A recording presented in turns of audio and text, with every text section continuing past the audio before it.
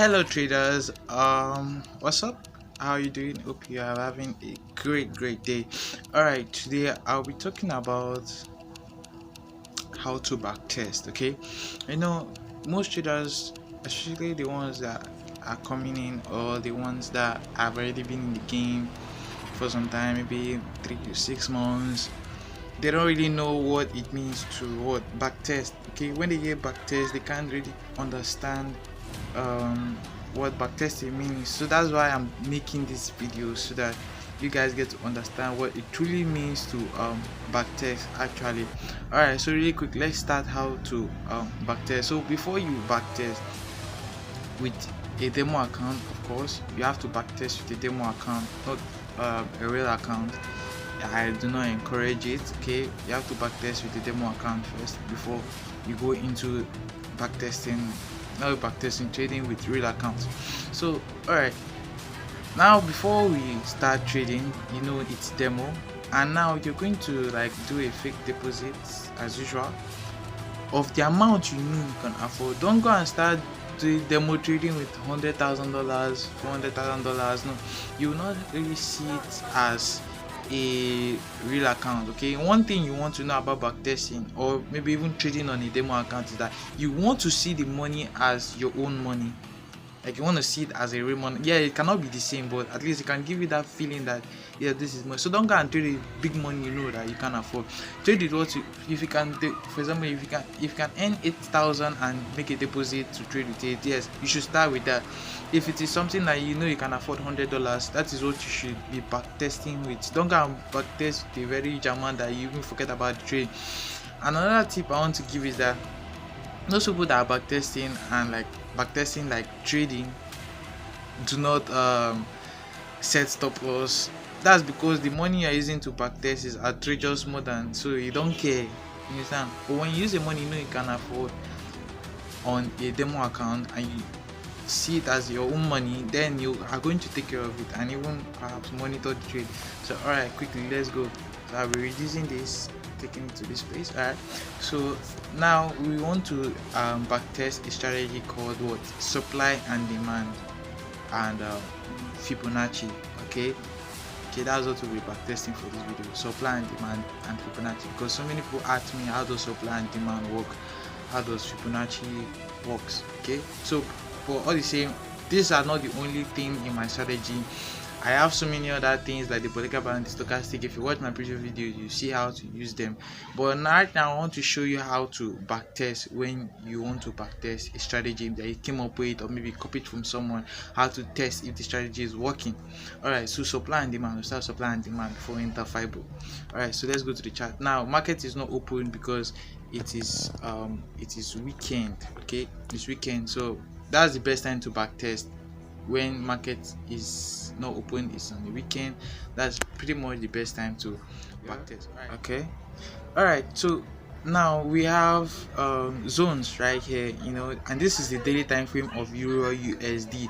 So we want to backtest how many times supply and demand works in this market. How many times does it comes up? How many times? Now another thing you can do is that you have to take a screenshot after it plays out in your favor. If it plays out in your favor of the zones you have marked out, or the supply and demand zones you have marked, it goes like you screenshot it that okay, this thing worked this amount of time. Maybe if you want to test the supply and demand for 5 to 10 times, you can say okay, yeah, it's not enough, but for the beginners, let's say you want to test it 10 times, and in that 10 times, if it plays out 8 times correctly, that means your strategy has worked 8 times, and that's about 90%. You understand? And 30% loss. So now, as you can see on this daily time frame, you can see there's drop, base drop right here. There's a drop. So when there is a drop and there's a base and there's another drop, here now becomes what? The base becomes what? Our supply zone, right? Which is here. Here becomes what? Our supply zone. So while price is rallying to the upside, we want to mark out this place as our supply zone, right? There are two supply zones. Right here, because the first we have what? Drop, base drop, right? there are two drop base drop right here. There are two drop base drop. So here we have what the first drop base drop is drop base drop.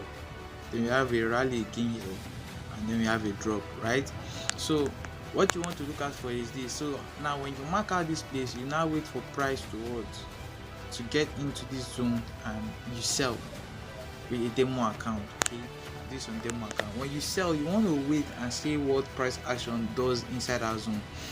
And now just I told you supply and demand, but just a quick one. Now if you want to combine it with support and resistance, you can say okay, this is drop base drop, right? Here is also what support has become what resistance. So that's the powerful place to sell actually, right?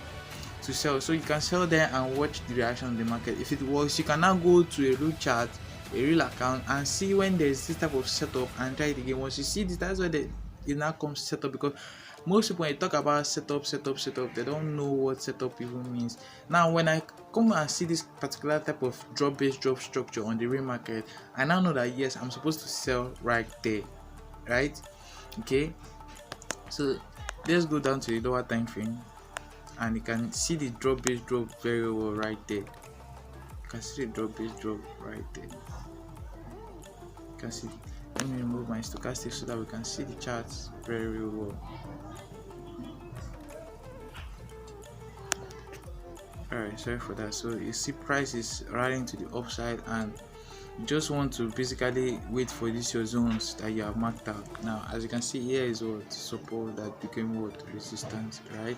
Here is what resistance as well. So you just wait till price gets into your zone basically, right?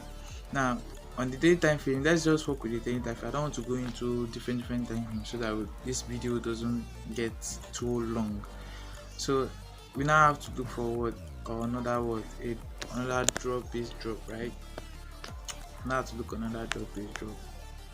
Yeah, now this move that happened right here was news. I was in the market at that period. This move that happened right here is news. That's why it disobeyed this drop base drop right here, and you can see that even when it disobeyed this, when price got there at first, you see price made a rejection. And of course, since you know it's news and it made the rejection, you just take profit quickly upon the rejection. So this is drop base drop. As you can see, when price got into the zone right here, you see price declined to this point before rallying up to the upside. So you can still take profit. This supply and demand zone works. So we have gotten two supply zone that has worked. Okay, so we're moving on to find another supply zone. So this is just this particular part is just a ranging market, right? There is no, but I believe that there will be a drop base drop on the daily time, on the lower time frames. But just keep it simple, let's keep going. So now as you can see, now we have a rally. Now there's what we call rally based drop, right? On the lower time frame, you see that this is a rally, then it consolidated a little bit here and a drop, right? So let's just say this is drop. On the lower time frame is drop based drop. So let's say this is a drop, this is a base and a drop, right? And a drop. Now another thing we'll check out for, now we'll now mark it out. Okay, we'll now mark out that place. Alright, we'll now mark out that place. Mark out that place. Okay, alright, this is what drop base drop. Now as you can see, now that when price entered that zone again, inside the zone we have marked, I see price declined a huge number of pips. Okay, so this is drop base drop, right?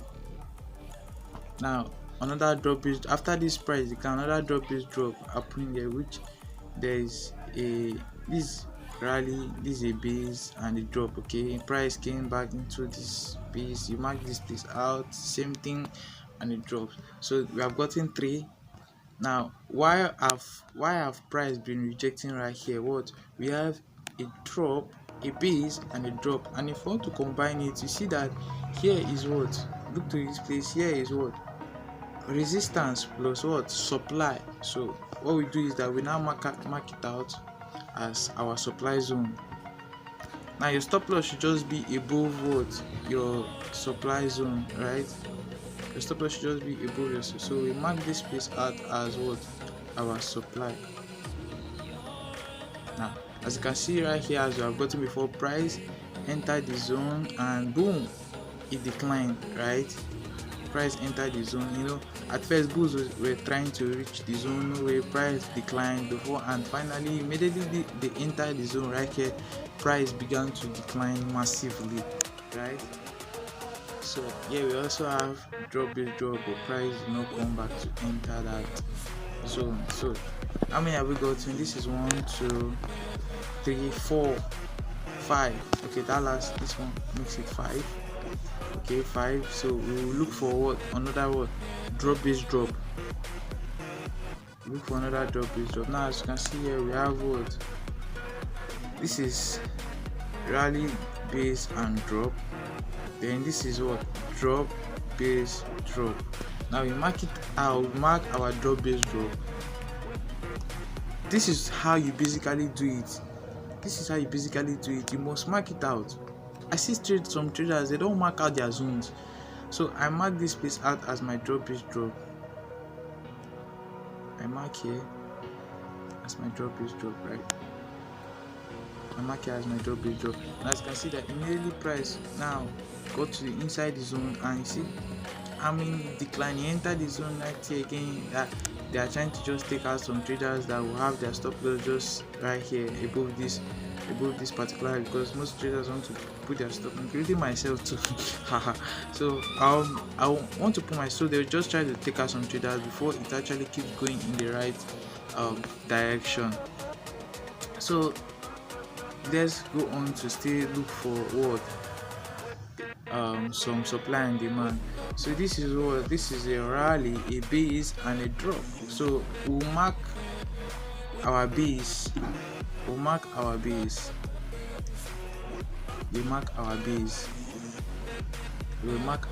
right? We mark our base. What I'm using is daily time frame. You can do this on many time frames as much as you want. I'm just using this for illustration. Now since that's a rally, a base and a drop, you can now see that, how price entered the zone. You can see how price entered the zone and what it makes a decline to the downside. You can just put your stop loss just above the zone.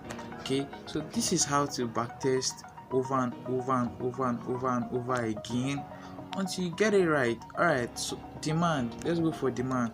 This is rally base rally base rally, right?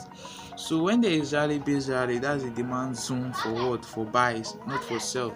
Okay, supply is for sell, while demand is for what? It's for buy. So we basically want to mark out our zones, right? Now it's not every zone that price comes back to enter, right? Depending on the momentum of the move of the market.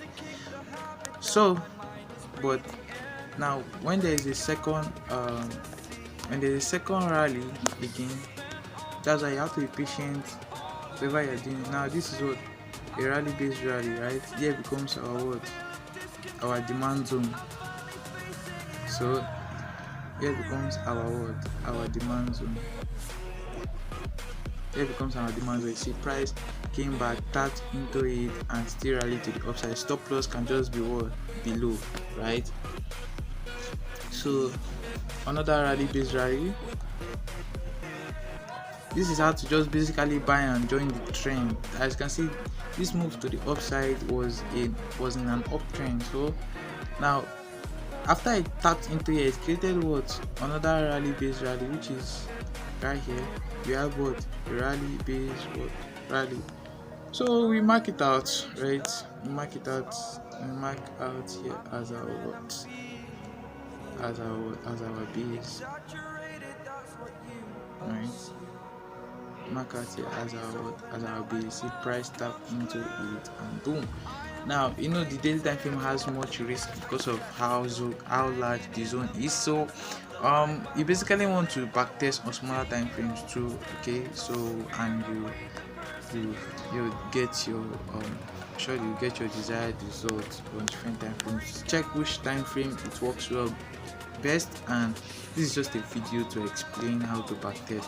So how many times have we backtested the the demand zone? This is three, so we have gotten three out of three that didn't work, that didn't fail. Okay, so what you basically want to look for is some job based job that failed. Okay, like now as you can see here, we have what we have um job based job. Yes, it worked when price came back into the zone. You mark this job based job as the zone. As you can see, when price came back, it broke through and went to the next supply zone. No, not supply, sorry, resistance zone, and started falling back down. Okay, sometimes all this supply and demand zone fails, you understand. Now we have drop based drop right here. This is a drop, this is base, and this is drop. So if we mark it out, watch now, if we mark this supply zone, you can see that yes, price came into the zone. As you can see, price struggled in this zone. Yes, if you sell at a very good place, you can still take profit sef, but all the same price broke through, so the zone what failed, because what we are looking for is continuation to the downside. We're looking for a big move. All the same, when you see that the trend has changed direction, what you do is to take profit on time, or you exit in loss. You cut loss before it hits our asset that will be right here, right? Okay, so these zones do fail. That is why you have to backtest to know how many times it fails, how many times it usually works in the market. It always, most times it always works. The only thing is that after it is tested, it will now break it. As you can see here, now we have what drop base drop, right? We have drop base drop. So what we do is that we now mark out the zone, right? We mark out the zone. As you can see, price entered the zone right here and boom, made a rejection to the downside. So you can still take profit, but the only thing is that you won't be expecting, after that first supply zone is broken, you'll be expecting this next supply zone to really hold, because it's not an uptrend, except you start seeing something like this, it breaks this demand zone and starts going down. So this is basically how to backtest. What you want to check for is how many times does this thing work in the market, and how many times does it not work. When the trend change direction, does those zones still hold, or it's when shall I take what partial profit, right?